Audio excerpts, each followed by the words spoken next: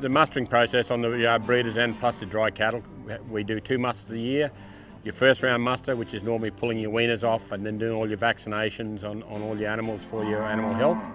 And then second round is to pull calves off that you browed in the first round to pull them off their mothers so that the cows are going into the wet season with no calves on them.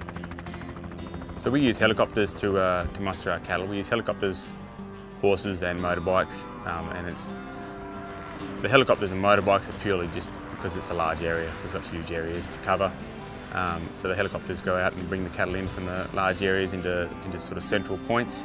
The motorbikes will usually assist the helicopters to bring in smaller mobs that are being a bit slow, and the horses are there to pick those animals up off the central points and walk them to the yards. The reason we do that is that the cattle aren't running from the other end of the paddock all the way to the yard, so it kind of calms them down a bit more, and they get used to the horsemen, they get used to the bike, so that by the time they get to the yards, they're usually very settled. So we always try and keep animal welfare at the forefront of our minds, because obviously we're not really in it to hurt the animals. We're trying to create a good product.